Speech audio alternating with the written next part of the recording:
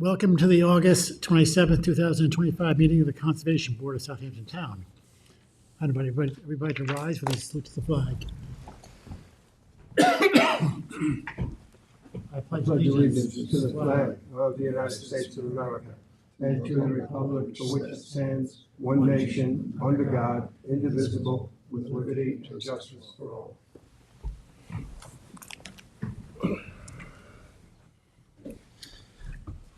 What is your pleasure on the minutes of August 13th, 2025? Will they be accepted as presented or amended?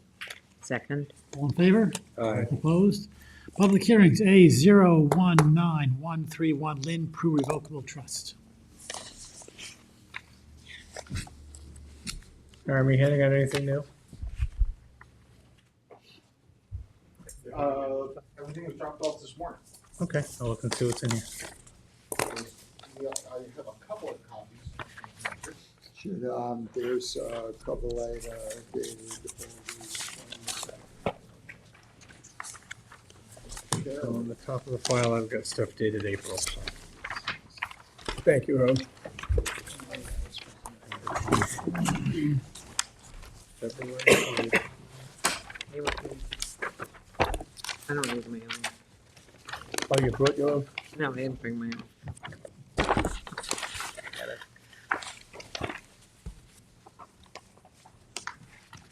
It's an extra copy. I have a. We separate all copy. seem to have one now.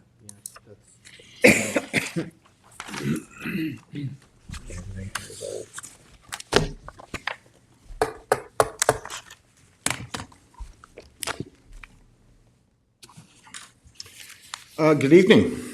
For the applicant, Aram Tertunian, First Coastal, West Hampton Beach, New York. There's a new mic, I think. I'll stand back a little.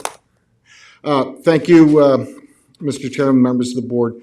At our last get-together, it was strongly recommended by the board that we pursue repair and restoration of the gabions that currently exist on the site. And we have taken your advice, and we are going to pursue that course of action. However, that still leaves us with the situation of the remaining portion of the property, which is experiencing actually pretty significant erosion. And in the past, we've gone over a lot of materials, and I don't want to spend the board's time tonight going over the two reports that we've previously prepared for this application, but I've just for your information in the letter that I submitted on Friday, I identified those different reports. One is a coastal alternatives analysis by Delandra Andrews Engineers in 2021. There's an evaluation of alternatives and storm damage mitigation report by First Coastal in 2024, and then an alternative evaluation report in February 2025. And so all of those are already in the record, and we've discussed them in quite a bit of detail. I think that we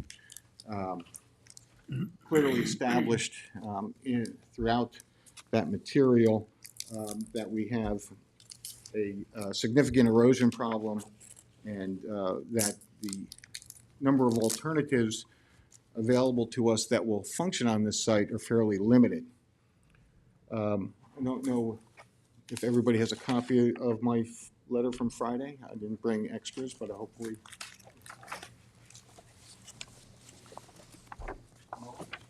This one? That one. On Friday.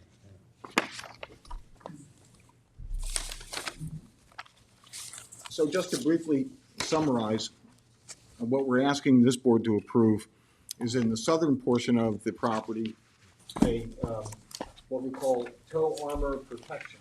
Now, this is not a true revetment, it's actually tow armor protection, and I'm going to explain what that means in a little bit. But it's this small section right here, which currently has Thank you, Mo. no protection. And as you can see on the survey, it's incredibly steep.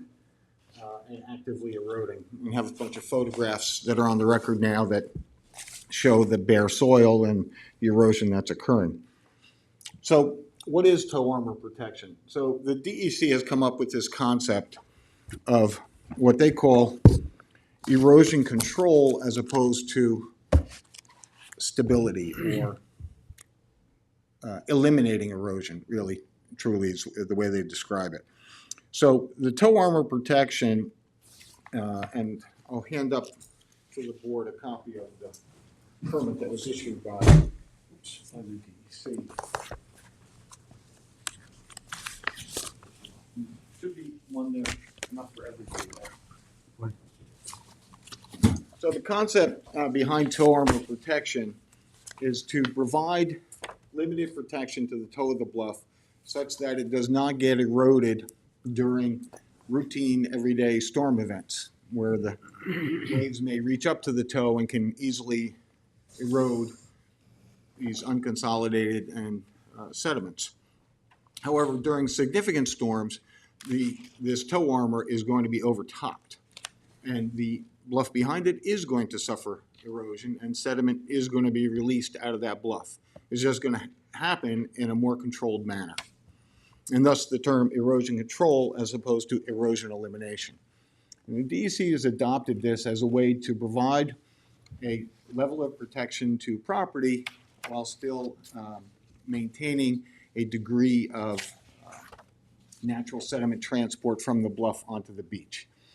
And if you look at the cross-section that we've provided, so you can see that the top of the crest of this tow armor is about 8.0 feet.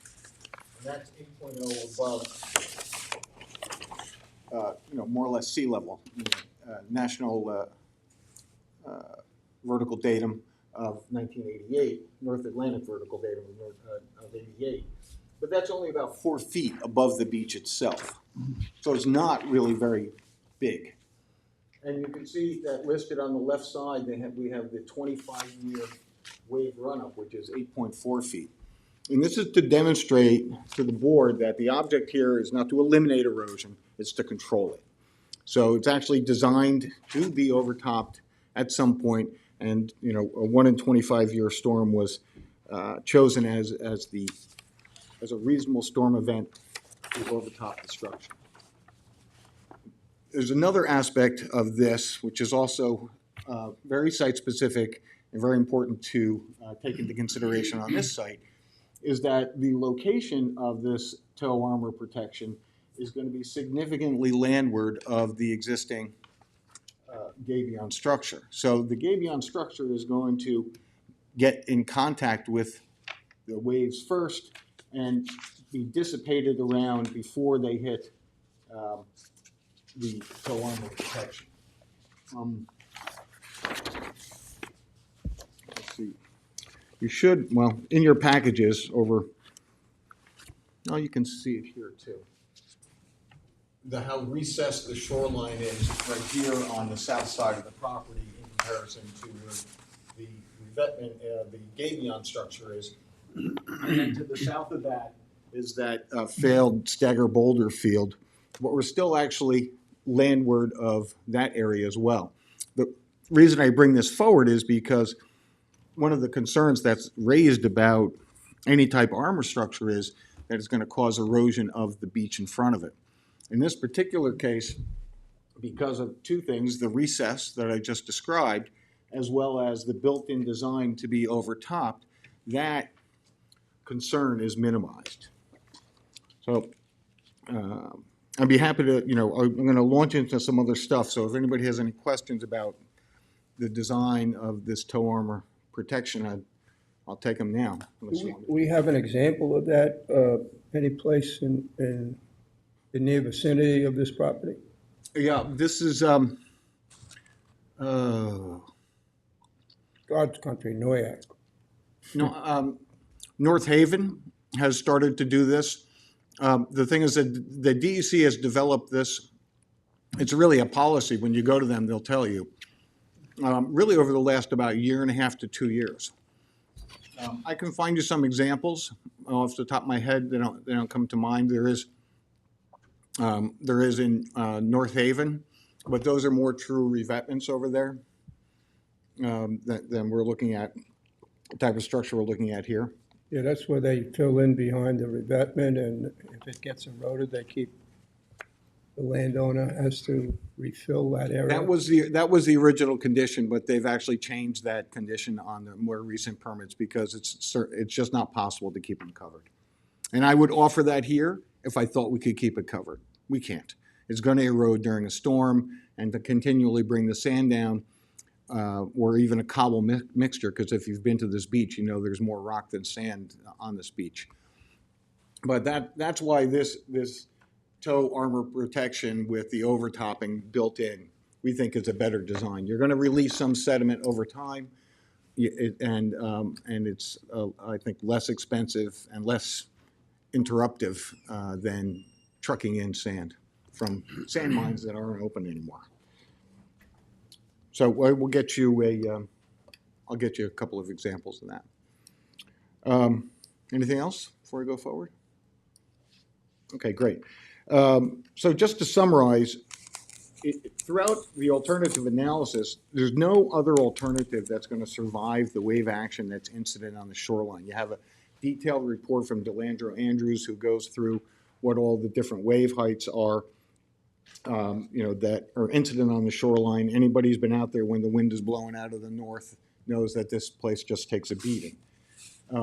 So we've done an exhaustive review of the alternatives, and other than some type of armor, nothing else is going to survive here. And what we've tried to do is to minimize the potential impacts. So as I already expressed, it is specially designed to allow overtopping. This is the method preferred by New York State.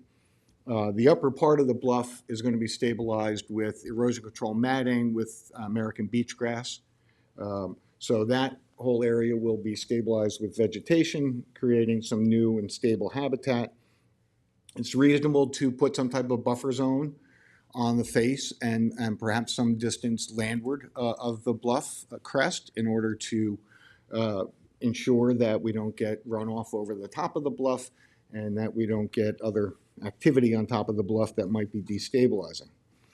And so, taking all those things together, we think we've come up with a reasonable compromise that acknowledges what the potential impacts are, mitigates them to the extent possible, and provides meaningful protection to the property owner.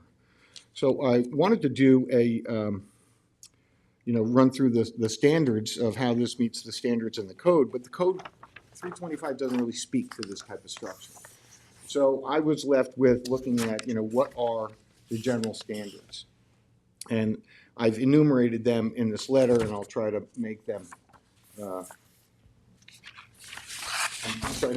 as brief as possible.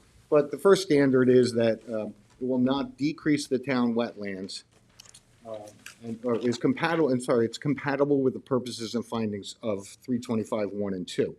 And 325.1 says don't decrease wetlands. Well, we're not decreasing wetlands. Okay? The wetlands here are from the high water line seaward. There's no vegetated wetlands. So the high water line is the boundary of the town and the state. Seaward of that is state water. If anything, the wetlands will be increased. So there's no diminishment in the wetland itself. It allows for a buffer zone and will not negatively impact surface or groundwaters. Nothing that we're doing here will have an adverse impact on surface or groundwaters. In fact, with the buffer zone and the vegetative planting, one could argue that we're improving that. The second thing, on the second standard, 325.2, is will not adversely impact any coastal marsh. There are no coastal marshes for us to impact. This is not a breeding, nesting, or staging area for waterfowl. It's not an overwintering area for seals or waterfowl. It is not a freshwater wetland. It is not a public beach. It will not adversely impact the filtering of surface or groundwaters. In fact, with the buffer zone and the plantings, one could argue it's going to improve that. And it will not impact coastal marshland's ability to provide flood and storm protection. So from those general standards, what we're offering up today meets those standards. Maximum practical buffer zone, The applicant is open to a reasonable buffer zone. We think that's good practice. All reasonable mitigation measures have been included. Well, I went through and described all of the different mitigation measures through project design, through project siting, through buffer zones, through vegetative planting.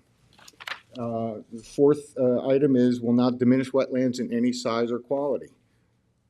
This is a rocky, sandy, intertidal wetland, and we will not change the size or the quality of that intertidal wetland seaward of the high water line. So if we, running through those standards, I think that by any objective review that we meet all of those standards. And it's also say that the information that's generated for the project by two professional engineers represents objective, science-based, wave data specific to the project site. So we're not producing something that is a general, of general application. This is very tailored to the particular science and engineering of the site. And that take all these things together, we think that this is a very reasonable project and should meet with the board's approval.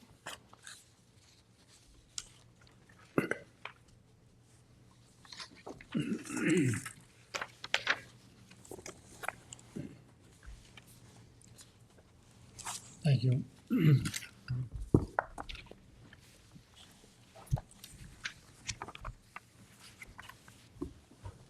Good evening, Marty Shea, Chief Environmental Analyst for the town. The applicant had started his testimony by indicating that the erosion that's occurring along the bluff line in the beach is posing a problem. It is not posing a problem. Erosion is a natural process. In fact, erosion of the Bay Bluffs is essential for the purposes of protection and buildup of bay beaches. As is well known, the bluffs serve as sediment supply for that beach. So when we do have a significant storm event and you do have an eroding bluff face, that bluff contributes sediment, sand, and soil to the beach, thereby allowing the beach to build up, and it also provides an additional supply of sand to the littoral drift along the shoreline. In an area like this, there's not a lot of sand that's deposited by the bay. So that it's absolutely essential that we don't interfere with the dynamic between the Bay Bluff and the beach, and that periodic renourishment of the beach as a consequence of erosion of the Bay Bluff. This property is nearly 10 acres in size. It's mostly forested or naturally vegetated. There is a small residence in the north part of the tract, which is not at all threatened by the bluff erosion. As was alluded to, the residence is fronted by gabion, wire baskets of rock along the shoreline that was installed prior to the effective date of Chapter 325, and as such did not receive a permit from this board. The applicant indicated in his testimony and in his cover letter that his intention in response to discussion at a prior hearing is to repair the gabion. What I'm going to share with the board and the applicant is photos that were taken of the gabion in June of this year. And what you see on the large board is that that gabion has been damaged, if not largely destroyed. So It's not a gabion structure that can be easily repaired. What has happened is the wire that encases the rock has been ripped and torn asunder so that the rock is strewn across the beach. The top that was initially placed under the gabion also has been ripped and torn and is strewn across the beach as well. In indicating that the gabion is going to be repaired, the applicant was alluding to the exemption in Chapter 325 for repair of a structure. That being said, in light of the observed damage of the gabion, in order for a determination to be rendered as to whether or not any planned work on the gabion requires permit from this board or not, what the applicant is going to need to provide is details with regards to the intended work.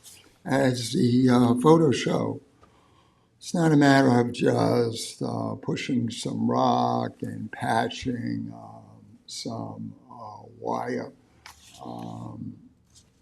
Essentially, you would have to remove almost the entirety of what's there, salvage what you can in terms of the rock.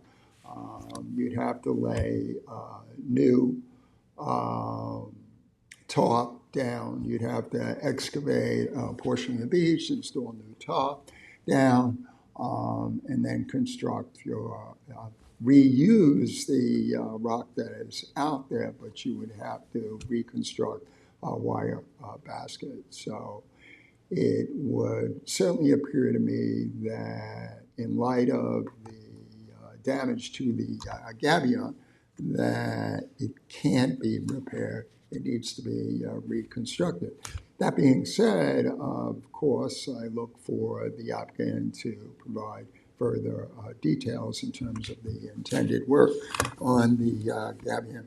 So determination can be made as to whether or not a permit is needed for such work. Speaking with regards to the eroded bluff face, I'm going to share with the board and the applicant photos that were taken several years ago by my staff of that eroded bluff section.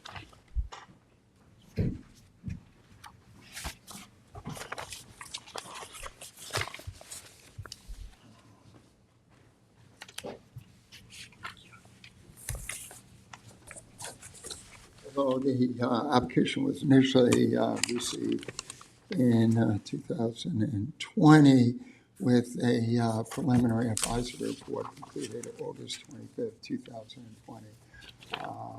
The landowner and or applicant has, prior to tonight, requested at least 20 adjournments with respect to the hearing.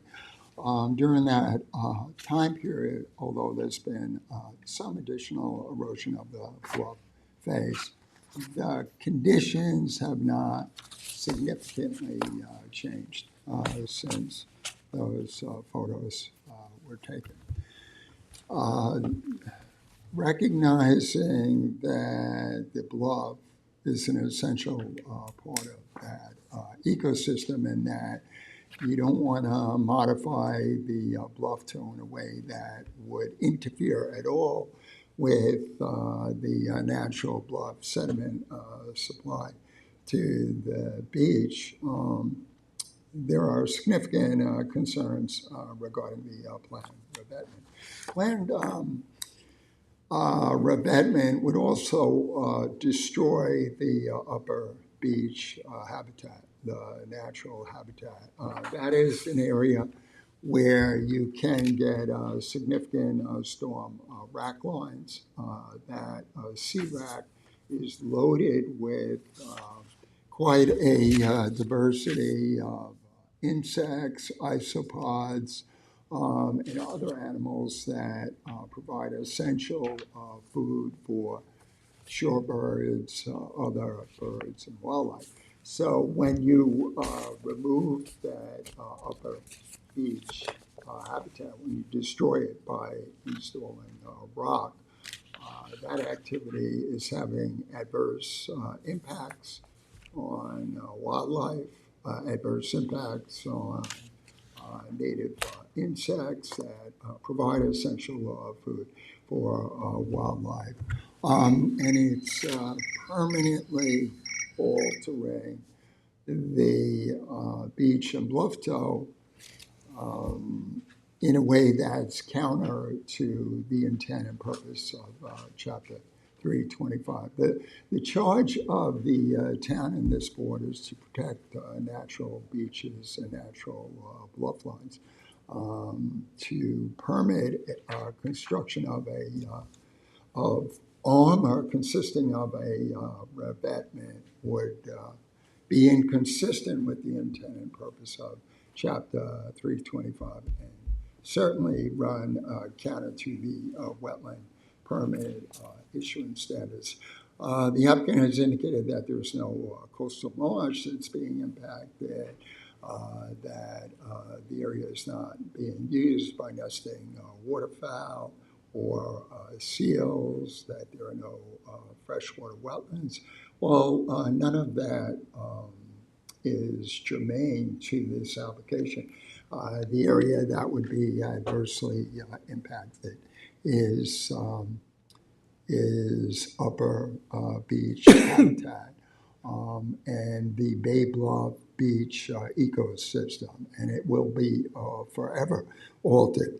I don't need to tell this board that in the last 50 to 75 years, the percent of natural shoreline within the Little Peconic Bay has significantly diminished. In fact, if you were to look at historical aerial imagery that the town has, you can see that a large part of the Little Peconic Bay had natural beaches, wide beaches, and then when you follow the trend in terms of historic bulkheading, armoring by revetments or other means, you see a gradual loss of beach, so that today, where the Little Peconic Bay shoreline is armored, in most cases, you have high water coming right up to the revetments or bulkheads. That change as a result of modification of the shoreline by armoring not only affects bay, bluff, beach dynamics and wildlife, it also interferes with the public's right to access beaches. Although this is private beach, as this board knows, the public has a right to walk between mean low and mean high. And when you armor beaches, it results in several impacts when that armor becomes exposed. And I was glad to hear the applicant say that it's unrealistic to ask an applicant to continually renourish and rebury exposed armor. What happens is when that armor is exposed and you have significant tidal surge or wave action that hits that armor, so much of that energy is deflected downward, which then actually accelerates erosion in front of that structure and eventually results in loss of the Bay Beach and loss of the public's right to foreshore access along the Little Peconic Bay shoreline. What Chapter 325 asks the applicant to do is to evaluate practicable alternatives. First of all, one of the things that applicants need to show is that a project is reasonable and necessary.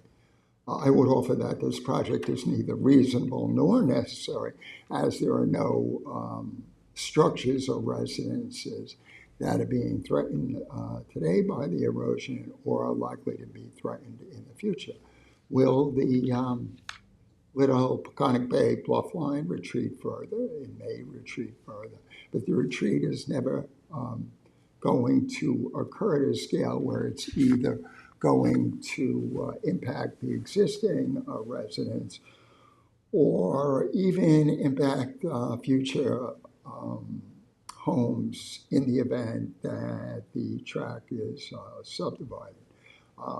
Some of the things that we look to do when when properties like this are subdivided, we consider factors such as rising sea level, climate change, shoreline and bay bluff retreat, and we require sufficient buffers and sufficient setbacks for homes so that those homes in the future are not going to be impacted by the natural erosion processes that occur along these beaches. So the project is neither reasonable nor necessary. There is no emergency out there, nothing.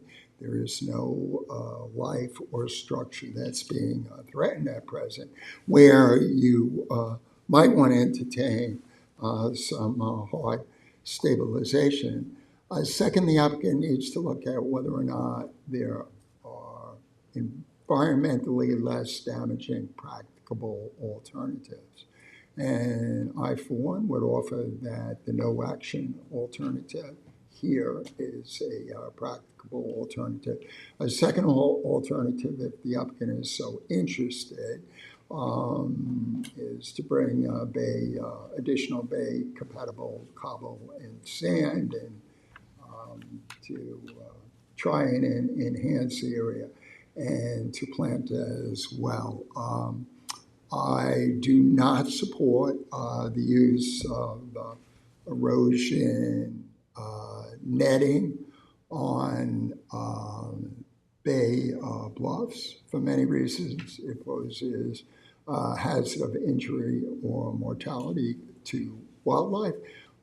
It also oftentimes interferes with natural vegetative succession.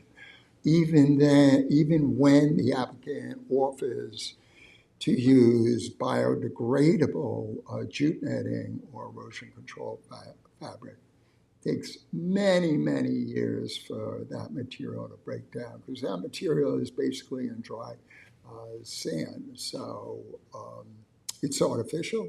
It doesn't belong on the bay bluff face. So in the event that there is a plan or proposal that is approved for that calls for native plantings, I would ask that this board not permit erosion control netting on the bluff face. So in summation, I'm at a loss as to why the applicant thinks that installation of a revetment is necessary at this property when there is no emergency, no structures are threatened. As alluded to in the applicant's cover letter, the bluff is essential for the purposes of sediment supply. And anytime you install any kind of artificial armor or rock, that interferes with sediment supply. One of the essential processes is that when the bluff face erodes and you have some tree fall, you have some large trees that fall to the base of the bluff, and you have sand, sediment, and soil that erodes, those fallen trees enhance the ability of that area to collect seed, and for natural vegetation to colonize that area and succeed in that area. And then what you begin to allow for is a more gradual slope at the base of the bluff face. So you actually, so the beach actually benefits by not only erosion of the bluff face, but by fallen trees as well. If you look at some of the remnant natural bluff face along the Shinnecock Bay, for instance, where pines and oaks have fallen to the base of the bluff, and those were left in place. Those began to create a whole area where vegetation was able to colonize that area, and got some shelter from any storm events, thereby beginning the process of healing that natural bluff line. So,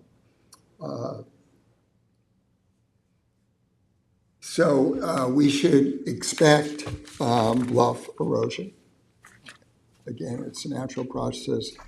It's essential to the Bay Bluff Beach ecosystem. And there's no emergency and no structures being planned. So there is no reason to permit armor along the natural bluff face and beach at this property.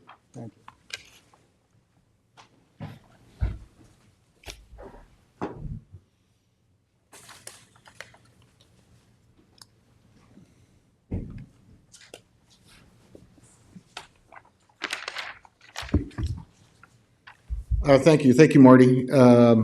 Well, you and I are going to disagree a little bit, so I'll go through the details. In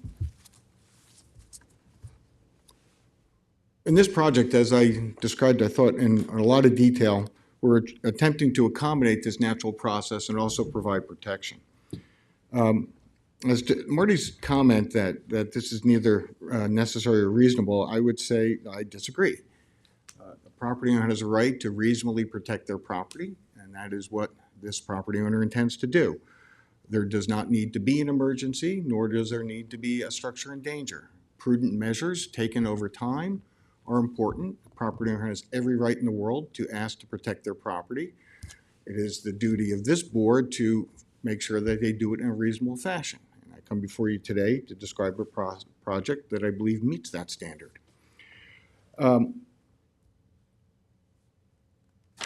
Marty kept saying the word revetment, and I very, very purposely said, this is not a revetment. This is tow armor protection. It is not to structure as in a revetment. It is not at the size or scale of a revetment.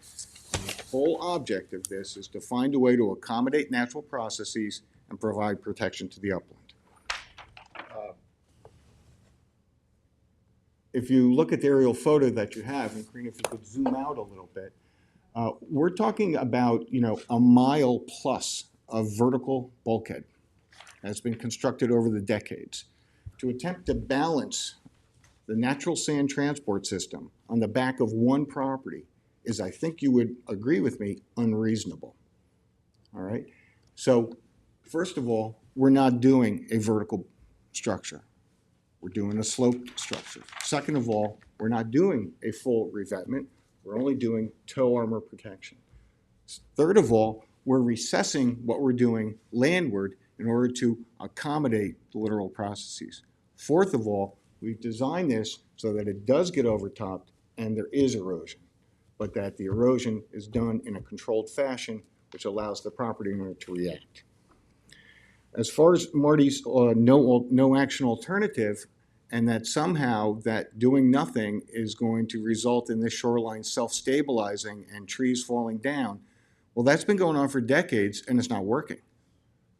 So I don't think that the no action alternative is a reasonable alternative simply because it doesn't do anything. All we have is more ongoing erosion.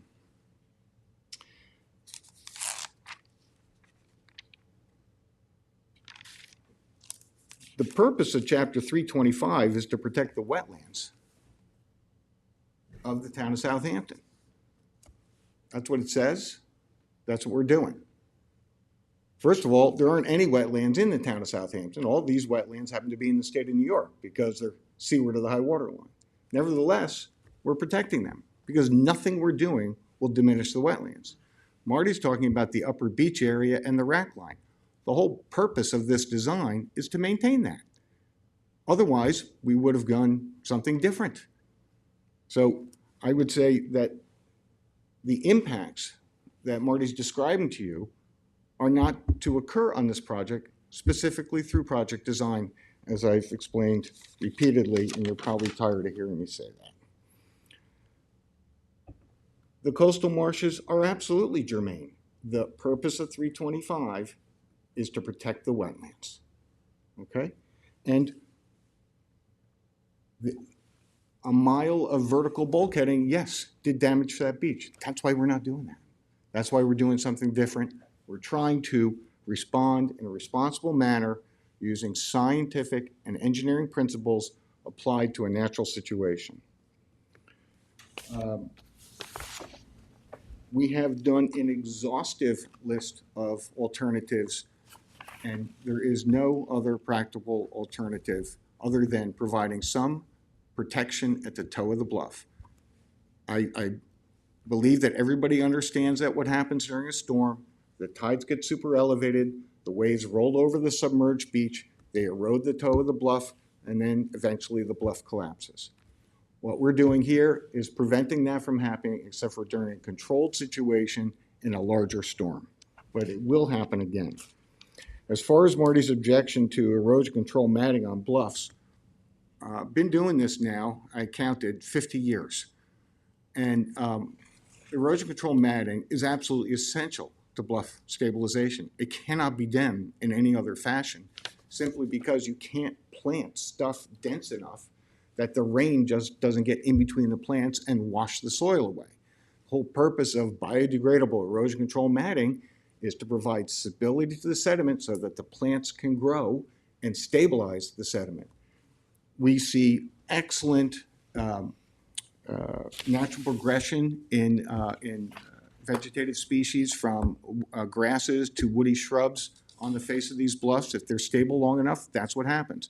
In no way, shape, or form does erosion control matting have an adverse impact on bluffs, and you cannot stabilize them without it.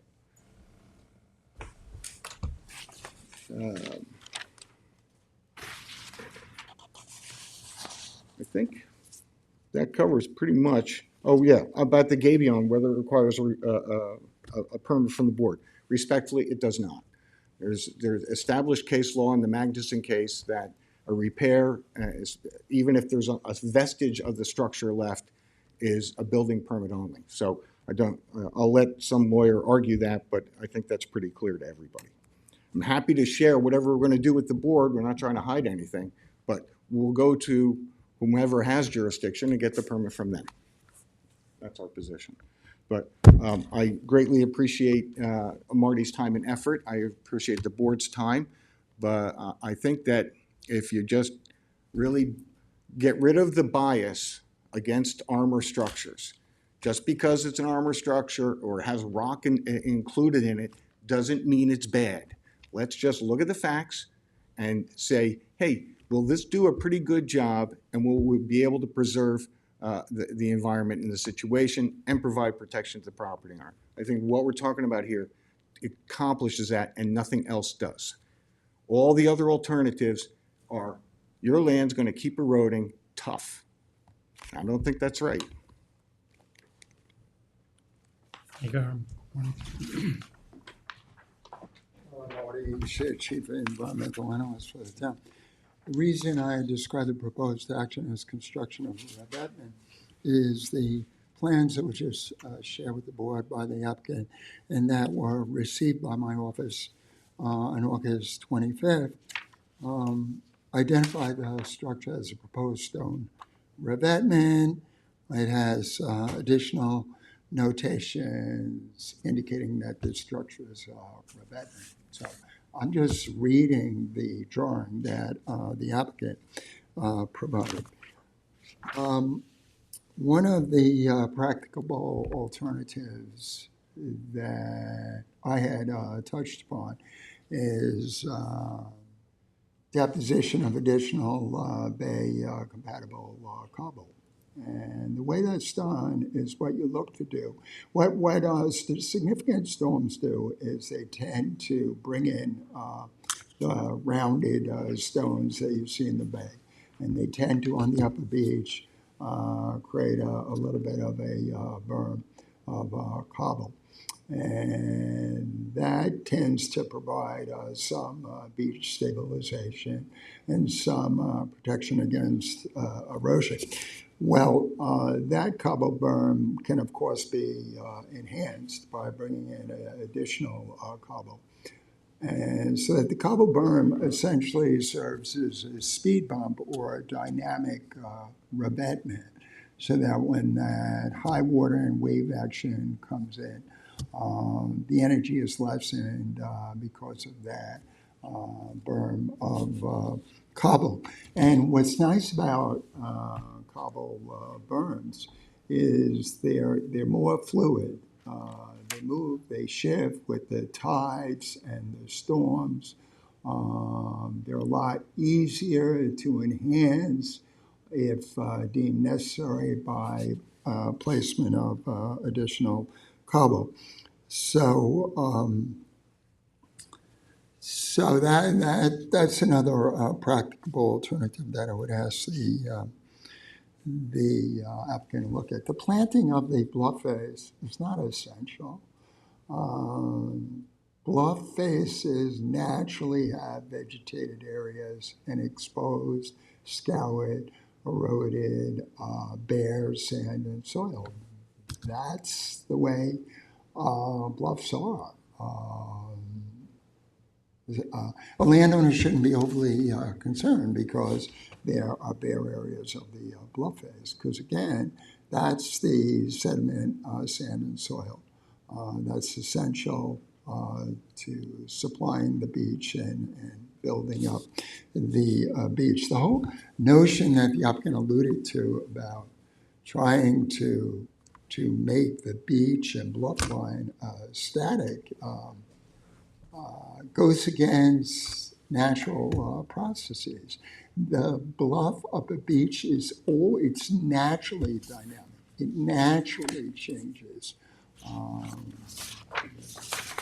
Think that the reasonable course of action is to engineer armor to try and stop that natural process.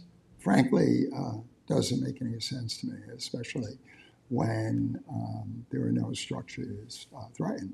Now, the applicant mentioned that the landowner has a right to protect their property. Well, if the bluff erodes and builds up the beach and the bluff is still their property. There is nothing that would occur in this instance as a consequence of erosion that would result in loss of property. What could result in loss of property is if you armor the beach and you have a significant deflection of wave energy downward that scours the beach and causes the high tides to come in further. So remember, this is a property where about 95% is naturally vegetated and forested. So not sure what the applicant is speaking about when they're talking about the need to armor this beach in order to protect property. It's a bay-fronting bluff beach. It's dynamic. It changes. That's the way this ecosystem functions. And just because you have a few trees that may fall as a result of bay bluff erosion, that's not resulting in loss of property. That's not hindering the applicant's ability to come forward with a residential subdivision at some point in the future. to build a lot of homes on this property. It's really not having a significant impact on the property. And, even if the applicant had an interest in demolishing and reconstructing the home that exists right now, there is full opportunity to do that, and nothing about the bluff erosion is going to affect their ability to build a new home in that location or expand upon that home. With regards to my comments about the gabion, it's just absolutely essential for the record that in the event that the applicant is going to proceed with work in that area, that we have on record exactly what's planned.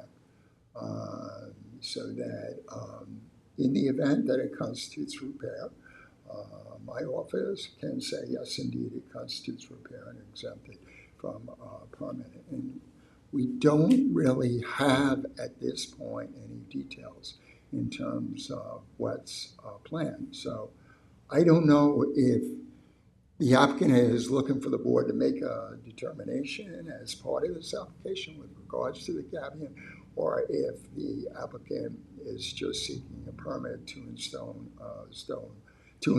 stone armor. But if he's looking for some determination regarding the gabion, we certainly need additional information.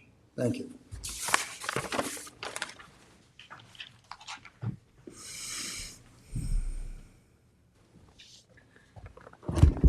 Thank you, Marty. Couple things.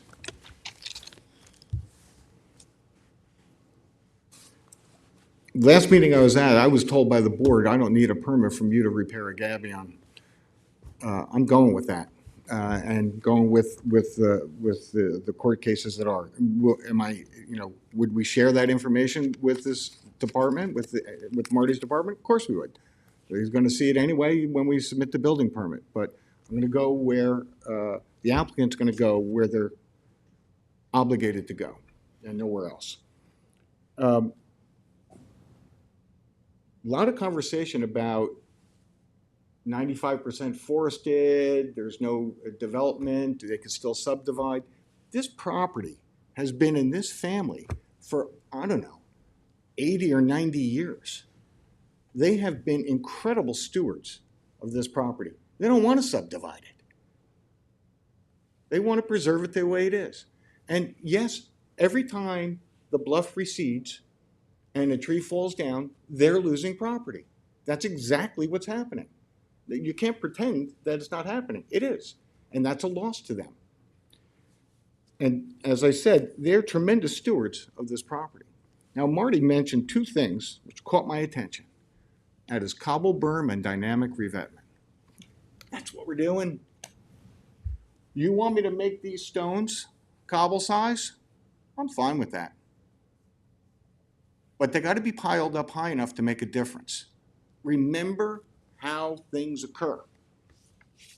The storm comes, the tide gets elevated, the beach is underwater, the waves crash into the bluff. If all you do is the beach, it's still underwater and the bluff still gets eroded.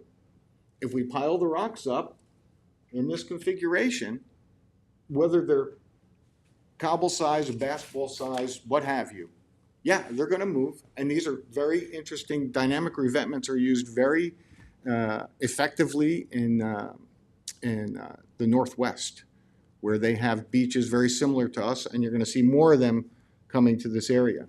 That's what we're trying to do here. So you want me to reduce the stone size, the individual stone size, to cobble and basketball size? That's not a problem for me.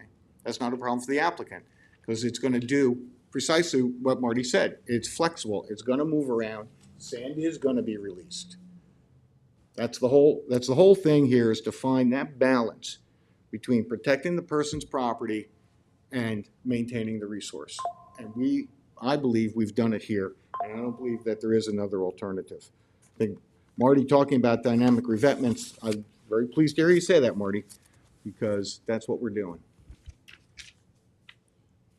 Question, Aaron.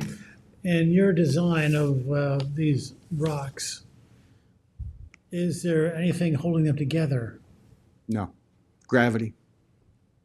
No mortar? Nope.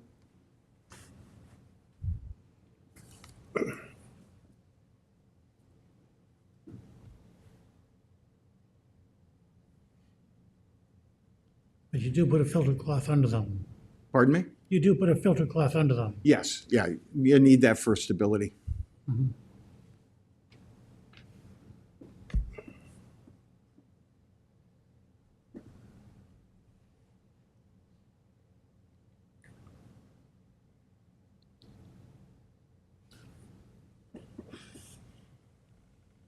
It's very hard to get past the bias of an armored shoreline. I empathize with you. You've gone to great lengths to describe, in many different terms, scientifically as well. And it's very difficult for me to get past a bias about an armament. And I've seen it in my own neighborhood in Pine Neck. I've been coming out here since the 50s, so I remember when there were beaches in Noyak Bay along the Pine Neck shoreline, and they're no longer there. And this property, from my observing it, seems that there's been some erosion due to the fact that you have this armament there.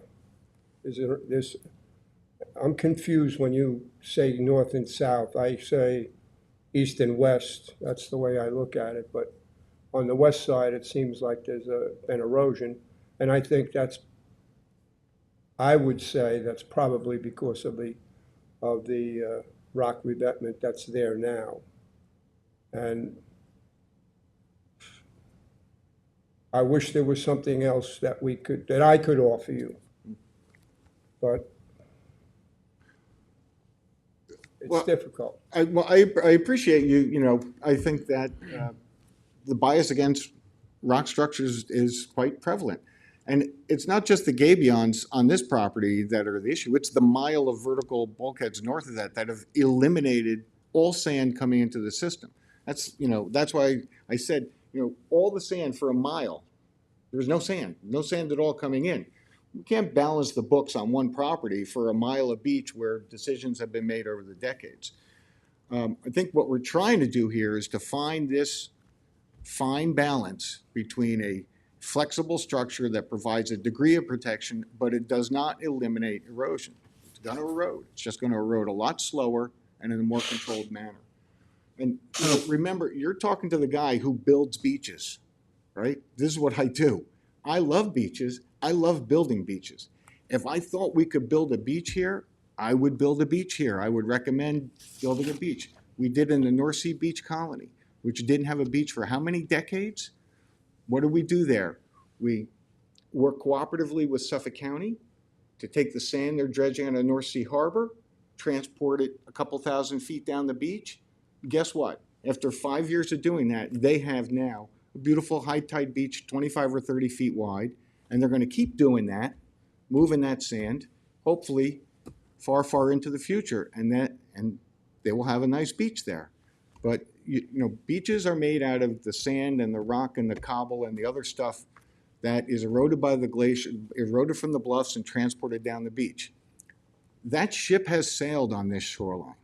Unless you're going to do a massive beach restoration like we did in Sagaponack and put in tens or hundreds of thousands of yards of sand and rock and cobble, we're not having sandy beaches here. So what's the next best thing? How do we accommodate the natural process and provide a degree of protection? That's what we're trying to do.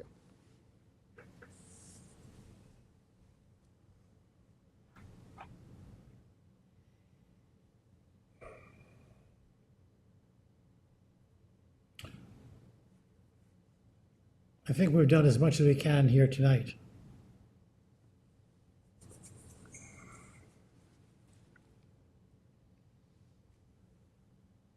Just trying to figure out what the next step is. Close the hearing as far as I'm concerned. I would like to not close it tonight. Because there's still some unanswered questions. I'll take my pen out again and write them down.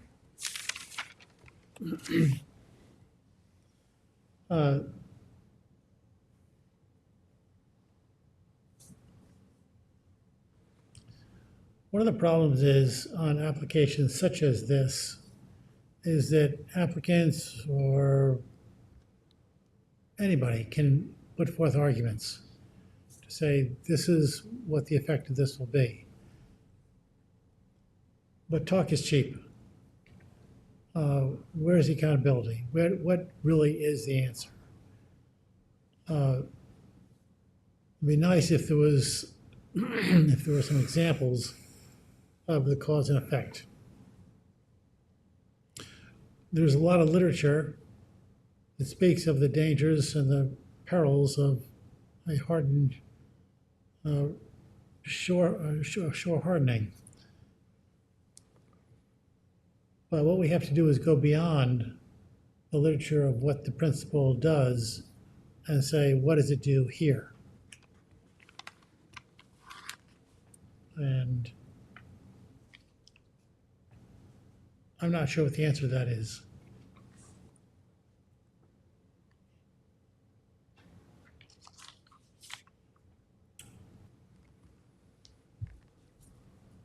If you were to add cobble,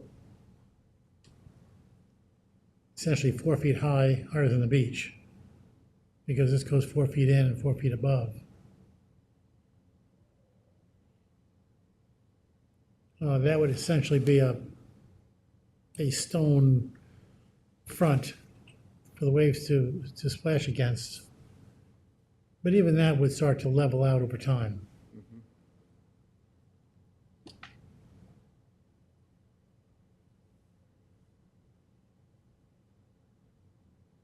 I am troubled by there's no growth on the bluff.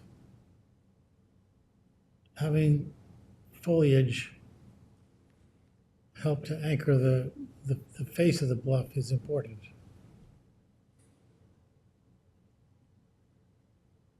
And I don't know the history here, how long it's been that way.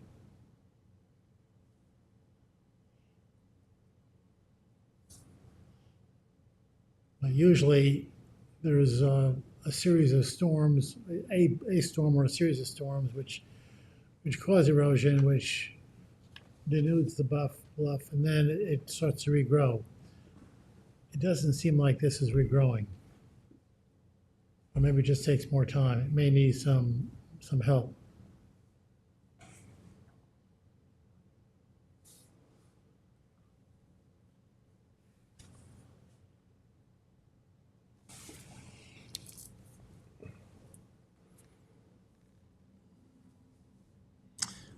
I did scan some literature. I even found your name next to some of it. Uh-oh. I didn't know the password. I'll send you the article.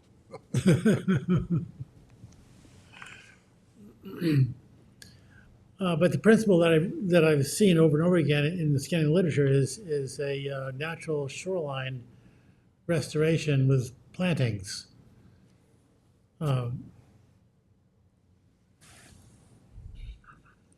But it's more complicated than that. I would like to see the article. Was that the one in the Journal of Coastal Research? Do you think remember so. the title? I think so.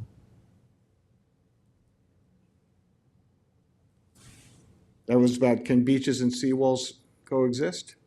That sound right? Yes, and Riches. Oh, in Mauritius. Oh, no, that's the Living Shorelines one. Yeah, the living shoreline. That's what it was. So I'm also going to send you the National Trade Association I'm affiliated with, called American Shore and Beach, issues awards every year for the best restored shoreline, which is for estuarine shorelines, such as what you have here in Peconic Bay and the like. And there's a really cool project this year that just in the Pacific Northwest, which is a dynamic revetment that just won a national award. The key to that dynamic revetment is it goes up far enough. That's the key to that whole thing. Oceanfront? It's Puget Sound. Not quite ocean, but pretty nasty. Also, the project that we helped design in Indian Island won a national award this year. So if you go out to the end of Circle Drive on Indian Island, you'll see marshes growing and beaches stable.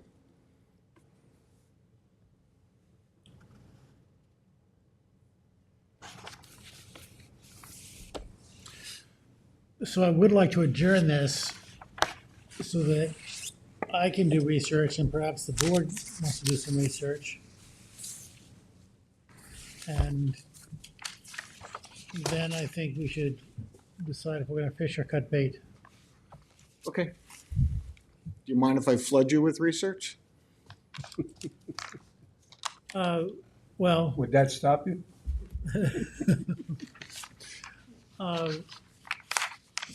yeah, I'll organize it so you can pick and choose. But I'll give you what you asked for first. relevant stuff is most important. Yeah.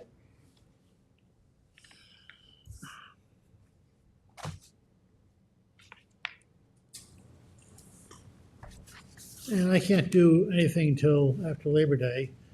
Hardly have time to breathe this time of year. And we have some hearings on, but October 8th is bone dry. Can we adjourn this till October 8th? Yes. I won't be here October 8th. Car show. Hershey. My car? Never know.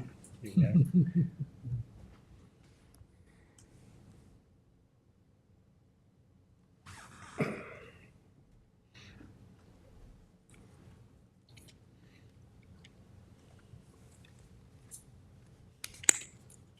No, I can't because I'll be at the American Shore and Beach Conference in Long Beach, California. Poor guy. It's Long Beach, it's not LA or San Diego. October 22nd, and then we're into November. I'm looking at September 10th and September 24th. We should adjourn it to November 5th. November. That'll give you all sufficient time to do the independent research, to consider any additional information. I don't want to go to November. So, Oh, that's weird. the second meeting in October could be a very lengthy hearing. There is no room in There's September. Marty, there's a problem in that scheduling. What? I'm looking at September 24th and October 22nd. We have the same hearing on both days. We have Do they already, We were they have scheduled? three, okay. I guess Farmington was adjourned to that later date, but we have 37 East Shore Drive and Robinson, which, Is Farvid on September 24th or October 22nd? They were scheduled for September, and they're already asking for an adjournment, so it's really on both. yeah, it's, September 24th is gonna be a lengthy, That's fine. But October 22nd is a Are you back by then? Yes, I am. No vacation or anything? And how about 24/7. October 22nd then? Harry, I won't be here, but hopefully Ann will be back and Sunshine will be here. What's the thing about it?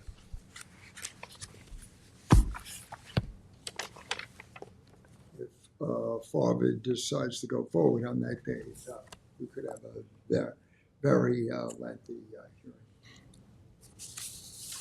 That's why I was suggesting the first meeting. It's an application that's been around since 2020.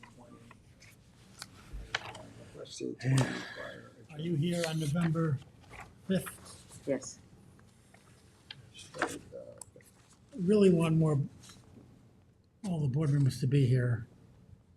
Can we do November 5th? I arrive here at your pleasure. That's November 5th. Just- There's a month. You're so diplomatic. There are 2 when you months want to be. between now and then. We should watch what we adjourn to He's just November. polishing the apple. I said, we have 2 months worth of hearings between now and November, so we should be careful what we adjourn on to November 5th from a previous hearing, or we're gonna hurt ourselves, so. Did you want to keep any of it? Okay. Tom, sorry. Thank you. So if November 5th works for everybody otherwise. I think Aram has been quite clear in his testimony of what he wants to do.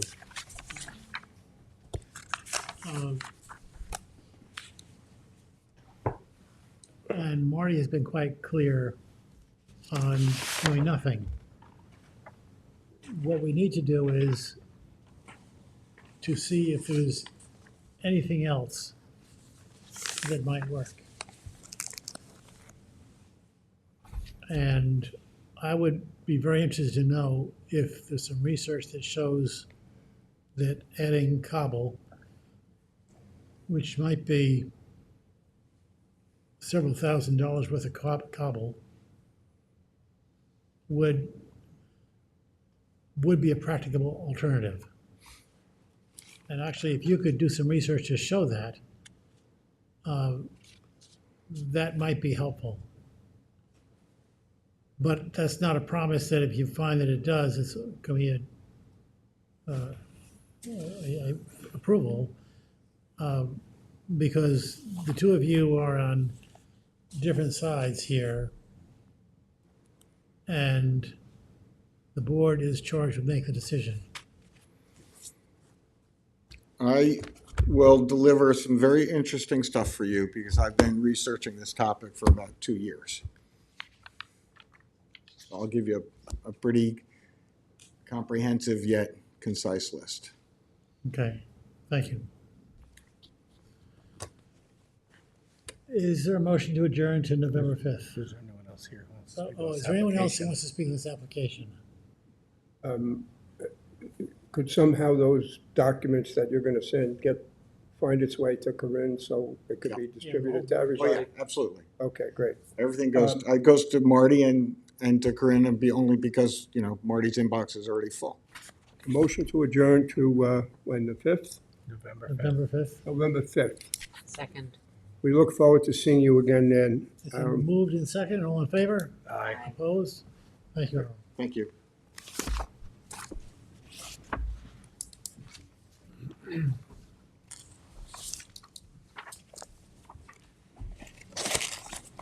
I can go in there too.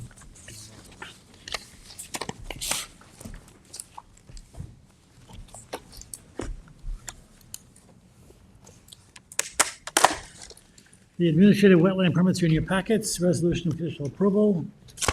A 021077, Anthony Rapillo. This is postponed to September 10th. Motion postponed to September 10th. Second. All in favor? Aye. Opposed? A 024062, 390 Fowler Lane, LLC. Any discussion? Move to issue. Second. Resolved that a conditional wetland permit approval be granted to 390 Fowler Lane, LLC for the proposed project with the terms and conditions set forth therein. All in favor? Aye. Aye. Opposed? A 025003, Bayberry, LLC. Any discussion? Move to issue. Second. Resolved that a conditional wetland permit approval be granted to 7 Bayberry LLC for the proposed project upon the terms and conditions set forth therein. All in favor? Aye. Opposed? A 025010, Firefly Pond LLC. Any discussion? Move to issue. Second. Resolved that a conditional wetland permit approval be granted to Firefly Pond LLC for the proposed project upon the terms and conditions set forth therein. All in favor? Aye. Opposed? A 025015, Andrew Perel. Any discussion? Move to issue. Second. Resolved that a conditional wetland permit approval be granted to Andrew Perel for the proposed project for the terms and conditions set forth therein. All in favor? Aye. Opposed? A025018, 24 Bittersweet LLC. Any discussion? Move to issue. Second. Resolved that a conditional wetland approval be granted to 24 Bittersweet LLC for the proposed project by the terms and conditions of forth herein. All in favor? Aye. Opposed? A025021, Mark Charbonneau and Donna Charbonneau. This is postponed to September 10th. Motion to postpone to September 10th, 2025. Second. All in favor? Aye. Opposed? Preliminary executive determination. A024049, Justin Saslaw and Elizabeth Davis. Good evening again, Marty Shea, Chief Environmental Analyst for the town. This application relates to an existing residentially developed property on South Country Road in the hamlet of West Hampton.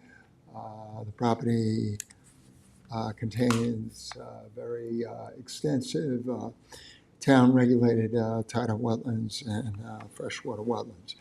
There is a preliminary advisory report on file dated August 20, 2025.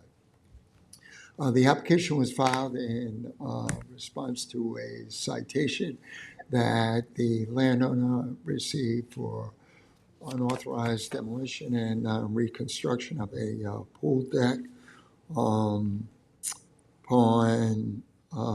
flagging the wetland boundaries and inspecting the premises, I had found that there were also other improvements that needed to be legalized, otherwise addressed by a wetland permit, inclusive of construction of a block encircled pervious gravel patio with scented fire pit. There are block walks that need to be legalized, as well as an above-ground propane tank. And then the gravel driveway had been reconfigured. All these improvements are within very close proximity to wetlands. The home and the pool and pool deck were constructed pursuant to a New York State DEC tidal wetlands permit that was issued prior to the effective date of Chapter 325.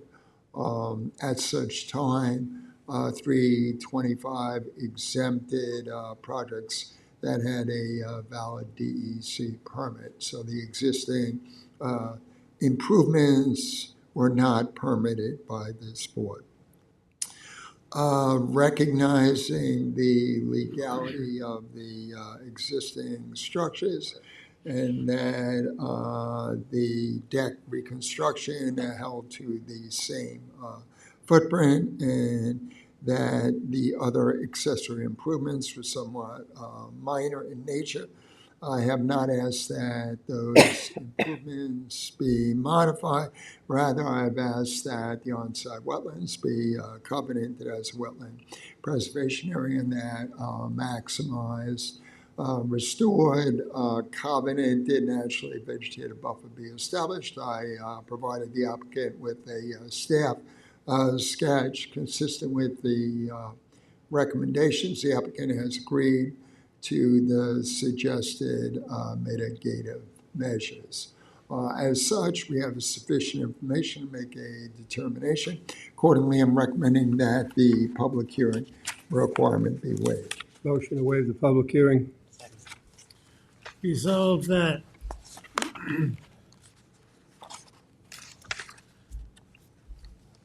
where are we here? Resolved that the Town Conservation Board hereby waives the public hearing requirement pursuant to Chapter 325, Section 325-8 of the Town Code. All in favor? Aye. Opposed? A025004, Salvatore Ferrante and Erica Ferrante. This application relates to a residentially developed property that has frontage on an interior bulkheaded canal within the private community of Shinnecock Shores in East Quogue. There is a preliminary advisory report on record dated August 25, 2025.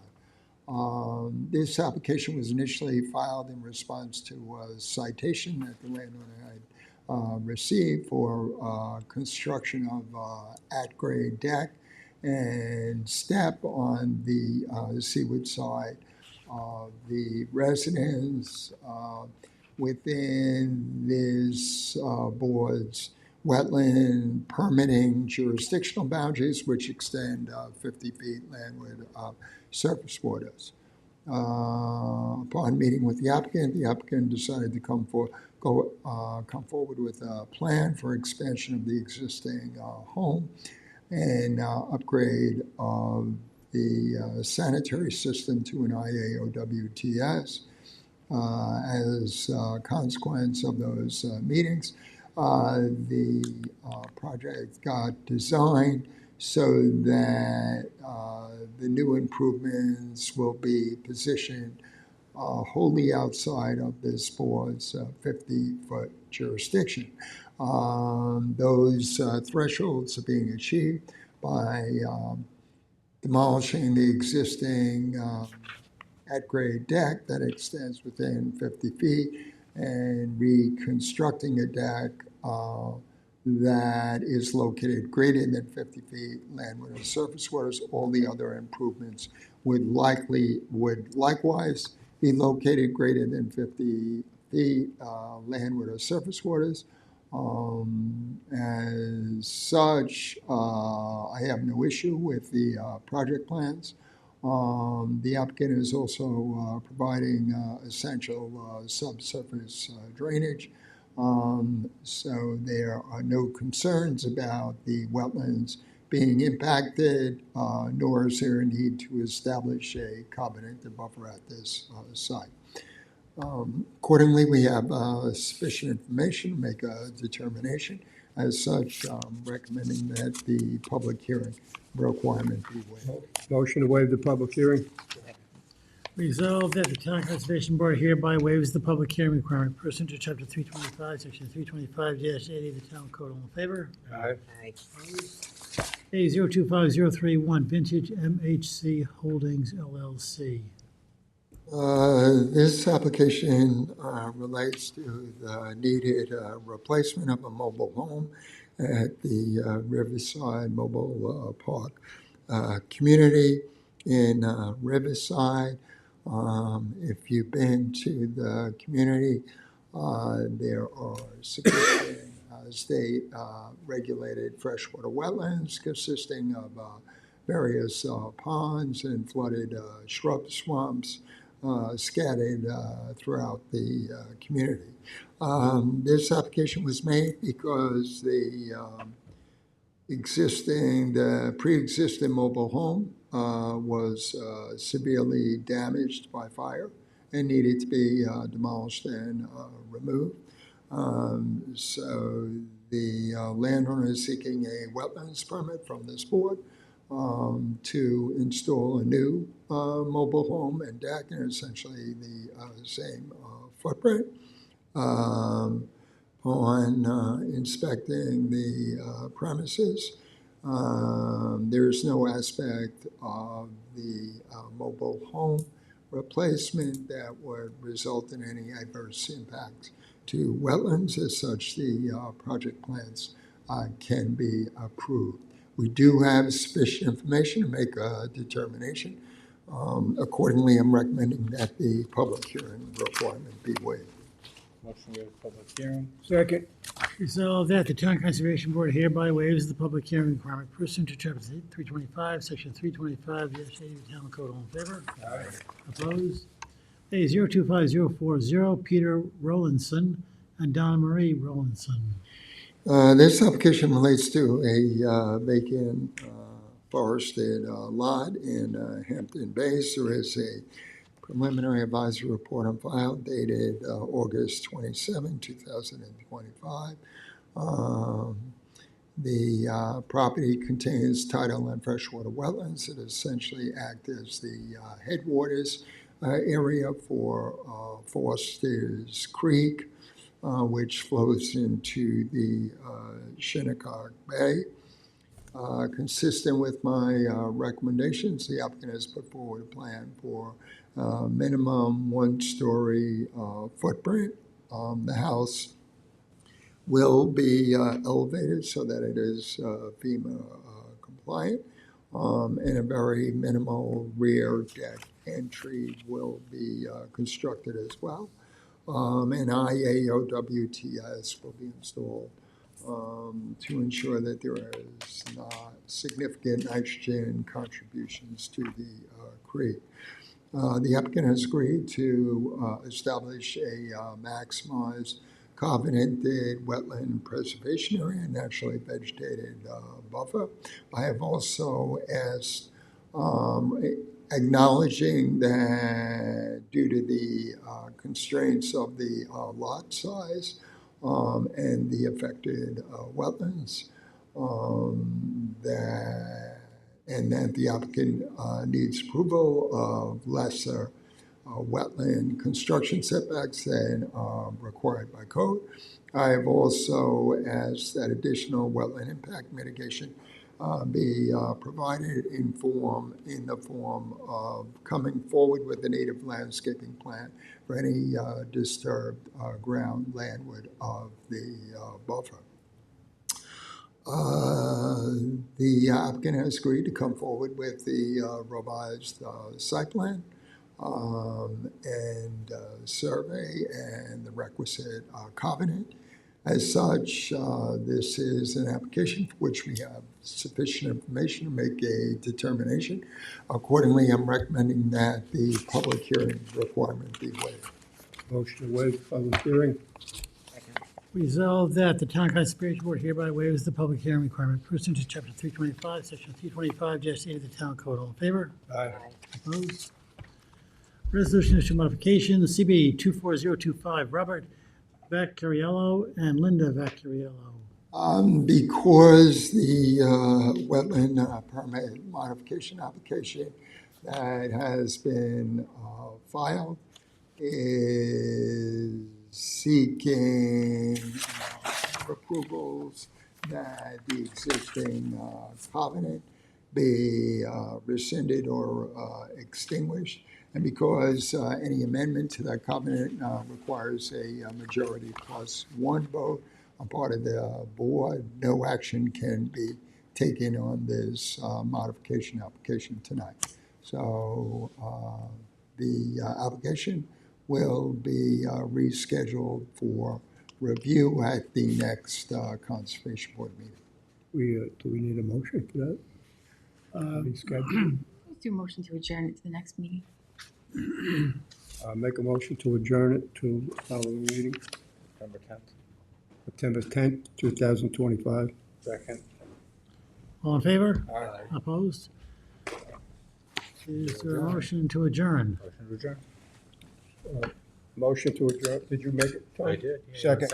All in favor? Aye. Opposed? Thank you all.